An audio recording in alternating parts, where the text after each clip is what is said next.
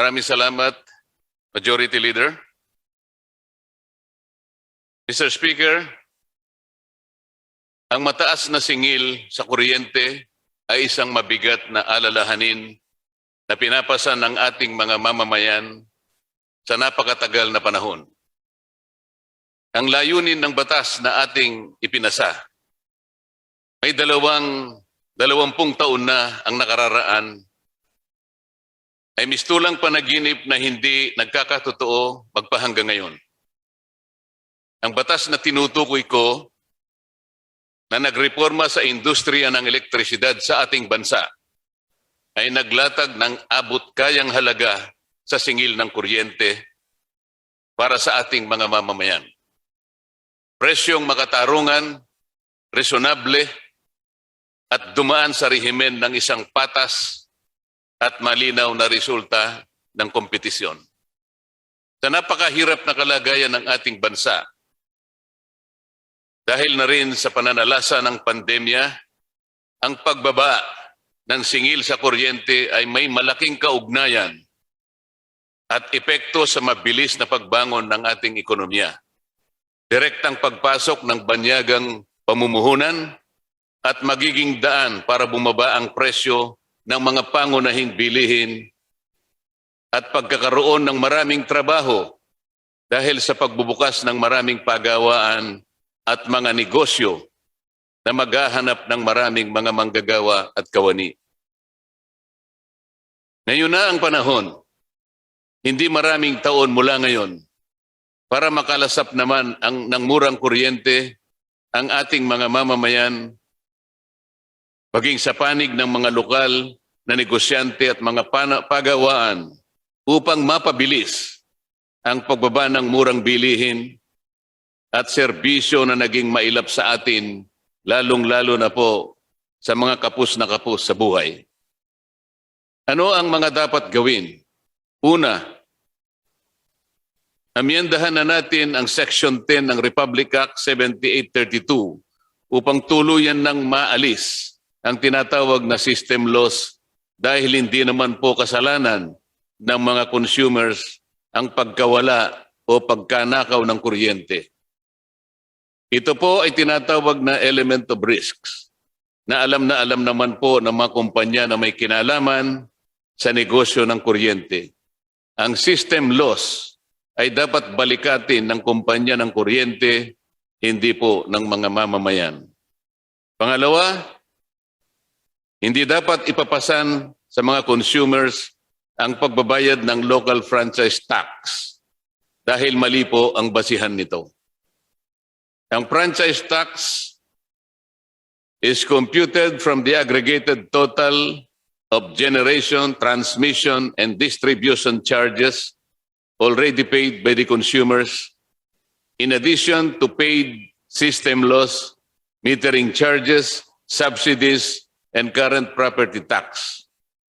75% of the total cost of these component charges is shouldered by the consumers, and the distribution utility that owns and applied for the local franchise pays only 25%.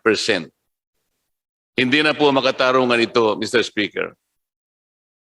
Pati nga po yung system loss, Mr. Speaker, ay may buwis pa ito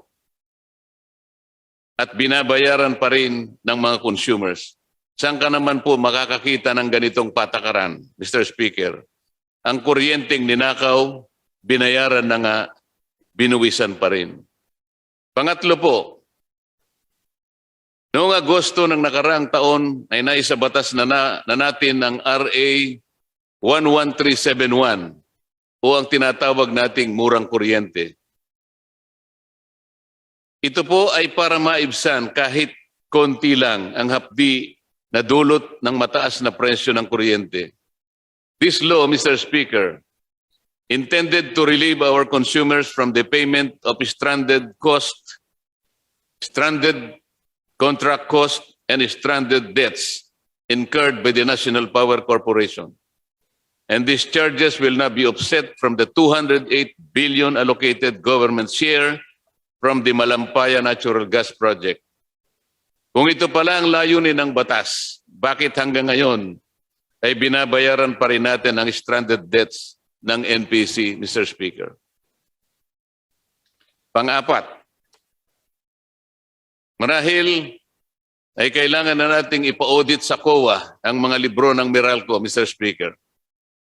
It appears that there are significant disparities in the energy generation supply purchases of Meralco as reported to the Energy Regulatory Commission and the consumers when compared to the purchase power it declared in their financial reports.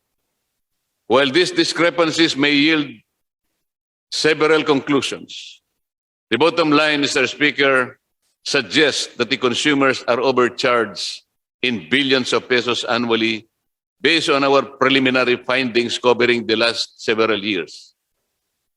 Also, Mr. Speaker, in ERC case number 2017-060, the Energy Regulatory Commission allowed Meralco a return to equity of 13.65% only.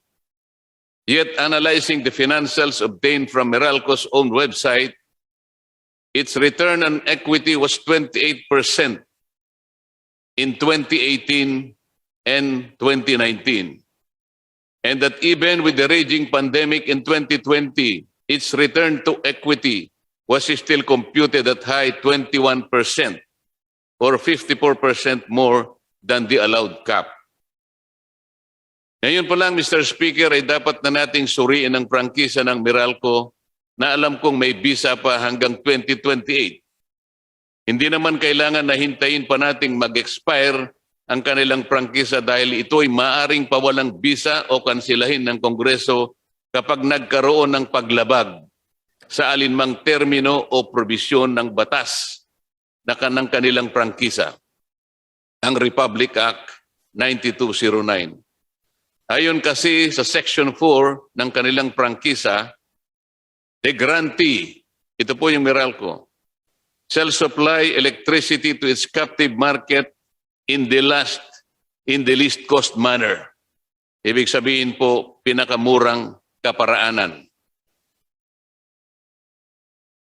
The grantee should take specific steps, Mr. Speaker, to comply with this provision. Hindi po natin alam kung ang pagdudulit nila ng kuryente ay nagagawa sa pinakamurang kaparaanan. Ito ang dapat nating matukoy.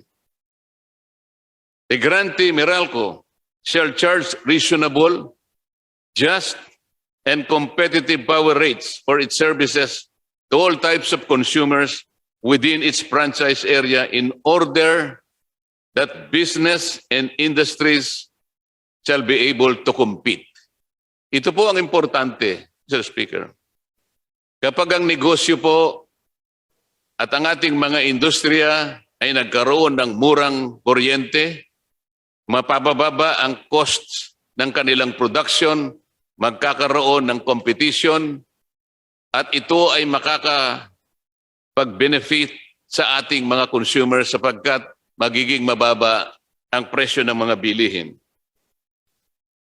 When the country was hit by the pandemic last year and the people were placed under quarantine for almost 5 months, households were shocked to receive the so-called adjusted billing statements that were based not on meter reading but on such dubious algorithm. Unusual and arbitrary amounts were reflected on consumers' billings that could trigger heart attacks and yet could not be contested because of the mandatory lockdown. Ang totoo po, Mr. Speaker, nung panahon po ng kasagsagan ng pandemya, Meralco claimed force majeure on its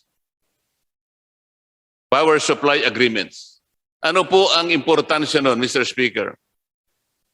Kapag in-invoke ng Meralco yung force majeure sa kanyang power supply agreements, magiging exempted siya sa pagbabayad po ng mga iba pang mga enerhiya na kanyang binili na hindi niya nagamit. Ang ibig sabihin, Mr. Speaker, makakatipid siya sapagkat excuse siya sa pagbili o pagbayad ng mga sobrang kuryente na kanyang nakontrata. Pero sa halip na ito ay maging benepisyo sa mga consumer sa kasagsagan ng pandemya, kabaligtaran ang nangyari sapagkat lalong tumaas at hindi maipaliwanag kung bakit gano'n ang nangyari. What happened to the various complaints filed before the ERC? Did the ERC find the amounts arbitrary or unconscionably collected? Did the penalty imposed by ERC for non-conformity to its orders in the amount of 19 million pesos inure to the benefit of its 64 million residents as consumers? ERC must be asked to submit a report for our people to know, Mr. Speaker. Halos 23 billion po bawat taon ang net income o malinis na kita ng Meralco. Ipaghalimbawa na po nating 250 pesos ang karaniwang singil ng Meralco bawat isa sa system loss. Sa kabuuang 6.4 million residential users. Kapag ito po ay kusang inalis ng Meralco, ito ay may kabuuang halaga lamang na 1.6 billion. Sa makatwid, malaki pa rin ang matitirang kita nito na 21.4 billion pesos bawat taon. Maliit na kurot lamang po ito, Mr. Speaker, kung ikukumpara sa napakalaking tinutubo ng Meralco. Sa gitna po ng pagdarahop ng bansa at ng kanyang mamamayan, ang gamunggong kurot na ito ay makakabawas sa mahapding kirot sa kanilang dibdib na sanhi ng mataas na singil ng kuryente. Maraming salamat po, Mr. Speaker.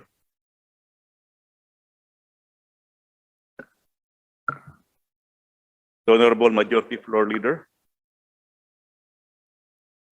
Mr. Speaker, I move that we recognize Honorable Rosana Vergara of Nueva Ecija to interpolate the Honorable Rodante Marcoleta. So move, Ms. The Honorable Vergara is recognized for her interpellation. Mr. Speaker, is the Honorable Deputy Speaker Marcoleta open just to a few questions? My honor, Mr. Speaker. Thank you, Mr. Speaker. Please proceed, Madam. Thank you, Mr. Speaker. I concur with the Deputy Speaker's privileged speech regarding the high power rates in our country. But having previously run an distribution utility, I'd just like to clarify his perception of systems loss. If I can explain, Honorable Deputy Speaker, in layman's terms, systems loss are technical or non-technical losses that a distribution utility or an electric cooperative loses in the delivery of electricity. For instance, from the generator, if they send out 10 megawatts, when it arrives, if it arrives at 9 megawatts, that's the nature of the business. Or if I can compare it to Jollibee, when they buy the chicken, let's say it's at 60 pesos per kilo, they don't sell or they don't feed the consumer the entire chicken. They take out the parts of the chicken that are not edible, but they pass on the entire 60 pesos. It's sort of the same way with the power industry. To remove systems loss from being passed on to consumers, maybe for big cooperatives or utilities like Meralco, it might not be significant, but for small DUs and electric cooperatives, this is a significant factor. How do we address that if we make this into a law and not allow DUs and ECs to pass systems loss to the detriment of smaller cooperatives and distribution utilities, sir? Mr. Speaker. I totally sympathize with the Honorable Vergara, Mr. Speaker. But the position taken by this representation is that the energy industry, Mr. Speaker, is an industry that is also imbued with public service. And considering that the very nature of the industry is consisting of negative externalities, these particular risks, element of risk that are recognized by business, any business for that matter, Mr. Speaker, have their own risks to consider. For example, our water concessionaires, Mr. Speaker, our water concessionaires are also faced with the system loss. They call it, they have a term for this, Mr. Speaker. It's not really system loss, but they call it non-water revenues. Meaning to say, even they, Mr. Speaker, recognize that in this kind of business, they have to accept losses. In the case of the energy sector, Mr. Speaker, there are what they refer to as technical and non-technical factors. Of course, the technical factors would have something to do with the voltage and other technically another technical issues associated in producing electricity. The other problem, Mr. Speaker, are non-technical. For example, pilferage of electricity, errors of the accountants or the billing staff, and other similar mistakes. But these particular mistakes or non-technical losses are shouldered by the consumers by way of paying the system loss. What I'm saying, Mr. Speaker, is any seasoned businessman can consider the negative externalities associated with their business. And before they engage themselves into this kind of industries, they very well know that these are the factors that may be considered in the pursuit of their business. Meaning to say, before they came into this, they know the elements of risks associated with the industries. And so it is not proper, and it may not totally be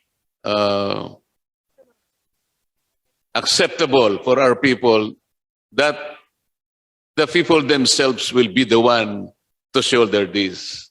In the manufacturing sector, Mr. Speaker, for example, several commodities, several of their products in the department stores may be subjected to pilferage or even wastage or even by the rats. But these losses, Mr. Speaker, are not charged to the consumers because there is competition in the manufacturing industry. Unfortunately, in the electricity industry or energy sector, Mr. Speaker, as in the case of Meralco, there is no competition, Mr. Speaker. That is why Meralco's market is called a captive market. And this is where the system loss becomes very, very significant.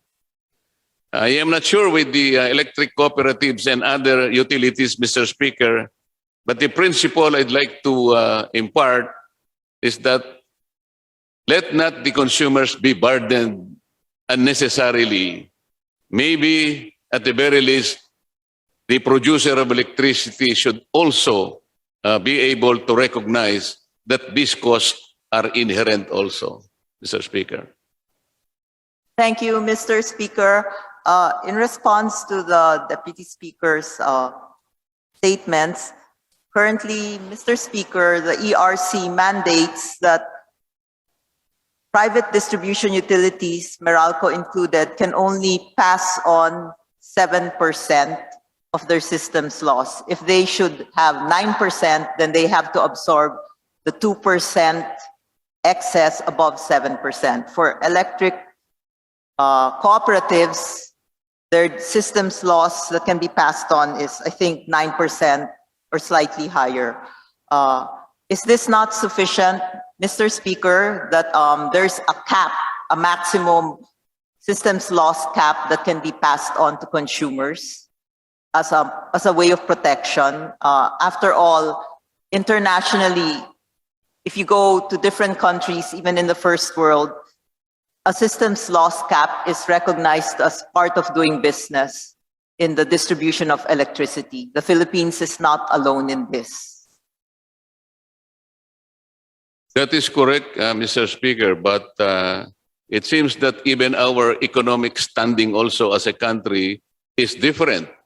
Maybe in other jurisdictions or in other countries, their economic level or even the economic conditions of our people might be different. That is why one of the suggested measures here is to entirely scrap Section 10 of Article of Republic Act 7832, because it is this particular provision that gives the legal basis for the system loss. And for quite some time, Mr. Speaker, there has not been any study or any meeting or even a forum conducted by ERC in order to justify or even rationalize how the extent of system loss is to be computed per utility. Like, for instance, those that are fueled by, let's say, coal or by renewables or even by fossil fuel like diesel or hydro. There should be a study, Mr. Speaker, to justify and later on rationalize the kind of loss, if there is. Because as I have said, if the concessionaires in the water industry can take up the loss by themselves, they call it non-revenue water. Of course, that is also a loss that should be considered. But they do not ask our consumers to pay for the non-water revenue for that loss. And therefore, if they can do it, I'd like to believe that also, even in the energy sector, it should also be recognized that the consumers must be exempted from paying such system loss, which, of course, was not their fault. They should not be blamed for something that the consumers did not do in the first place, Mr. Speaker. Mr. Speaker, I would just like the Honorable Deputy Speaker, should this proposal of his to scrap the system loss be made into law, what will happen to the small distribution utilities and electric cooperatives that would go bankrupt because they cannot absorb this? How do we address that concern? Because when we pass a law, it has to be applicable to all distribution utilities, not just the big ones that have more funds, but it should be equal across. How do we address that, Mr. Speaker? That can be addressed by being able to engage all the electric cooperatives and other power producers and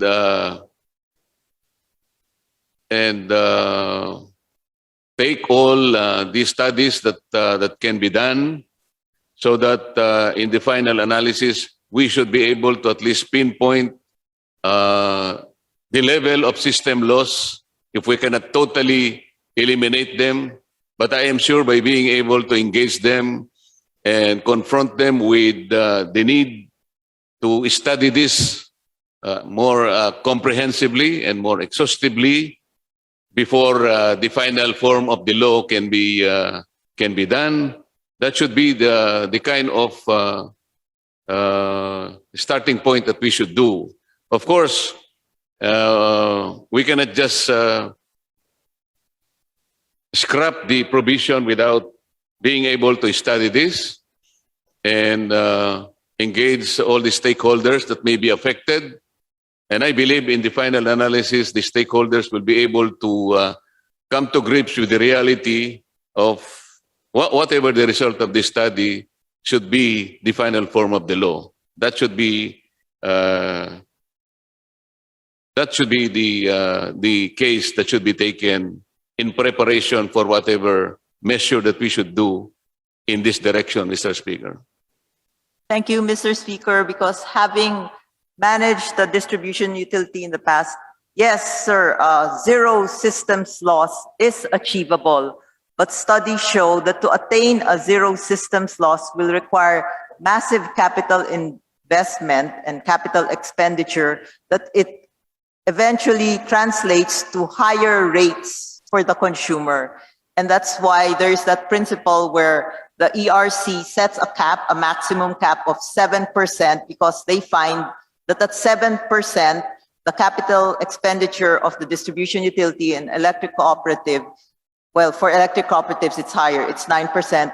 It's reasonable both to the distribution utility and to the consumer. I just worry that in our desire to reach zero system loss, DUs will invest in equipment, so they have no systems loss, and yet our country suffers higher rates in the desire to have no systems loss. I just put this on the table for the to share with our Honorable Deputy Speaker that this is a fine balancing act we need to do, and I support him in his call to lower electric rates so that we can be more attractive to foreign investors. But I believe that scrapping the systems loss just because consumers should not be paying for something that they're not using is a fallacy. There are other ways that we can lower rates, but to totally remove the system loss cap, I think is a step in the wrong direction. That's all, Mr. Speaker. Thank you. We take note of those observations, Mr. Speaker. Of course, one size does not fit all. That's the measure that we should take. But in my privileged speech, Mr. Speaker, I totally focus my my sight to the biggest distribution utility in our country, which is Meralco, because if we take into account the net income that it rakes per year, let's say an average of 23 billion, and even if the system loss is eliminated in the entire billing statement, it would only result to something like 6 billion pesos at most, Mr. Speaker, and that would leave still several billions of pesos. In my computation, there will be still 21 billion per annum. And to me, when the country is really in a very tight grip because of the pandemic, there should be really a serious study on how we can help our people, especially if we are able to reduce the rates of electricity, which is the very object of the law that we have passed more than 20 years ago, Mr. Speaker. This is the premise, my colleague. And of course, I have recognized that there are other power producers that are not, of course, within the classification of Meralco, and we take note of those observations, Mr. Speaker.